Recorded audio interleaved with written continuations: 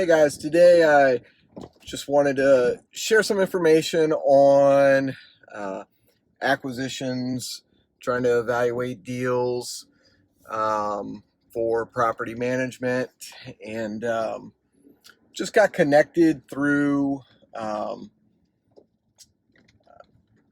I guess, a referral source or somebody, basically connected to the real estate industry. They um, heard a guy who was talking about selling a management company and heard that we're interested in looking. So um, they put the two of us together, jump on a call, and on the surface, things look great. Company's managing near 1,000 units, and they're in a different state from where we're at, but we operate offices in several different states, so not a big deal. Um, Talking to the owner, obviously one things that's important is just to try to get a grasp or an understanding of like why somebody is selling, and oftentimes, what they are saying or the reasoning behind what comes out of their mouth, um, unfortunately, is often not the full truth. Maybe it's the truth as they see it, but oftentimes there's something else um, going on, right? Um, so that's just what I've learned in my experience buying companies is, people want to sell. I mean, it's a sale. They're trying to make the most money they can. It's like going on a job interview.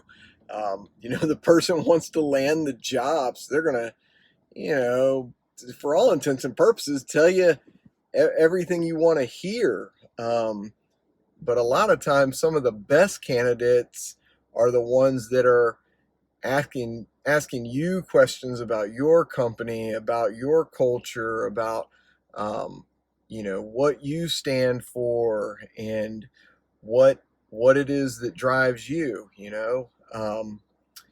And that's often not the position. When I'm talking to um, these owners that want to sell, they're often saying, "Oh, I'm trying to get out of the business. I spend too much time on it. I want to focus on other things." Just a litany of things. And I think some of what it boils down to, what I found, is that uh, they instinctively know that they can't get the business to the next level. So they've reached a personal plateau, and maybe they don't realize it, and or they know inherently that there is something really messed up, and it's just a matter of time before it blows up. So reoccurring revenue-based business models um, can be ticking time bombs if processes and procedures are not in place, and not only not in place, but not followed to the nth degree. Um, we've seen it where companies don't have written agreements between owners and tenants and management companies.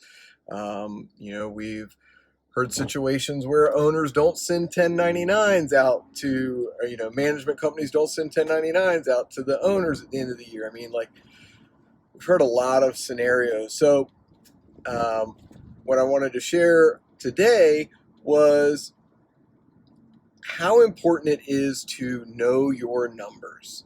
And maybe you don't know, what your management LER is, or what your, um, just your labor efficiency rates are. Maybe you don't know what your closing rates are. You don't know how many leads you're generating. Maybe you don't know your cost per acquisition, cost per client acquisition cost is. Maybe you don't know what your revenue per unit is. Maybe you don't know what profitability you are. You don't know if you're 0%, 5%, 10%, 20%, 100%. Maybe you don't know those numbers, but note to the wise, you gotta know what you're bringing in top line on a monthly basis. You gotta know what your end of year top line revenue was. Um, you know, man, at the very least, you gotta know that.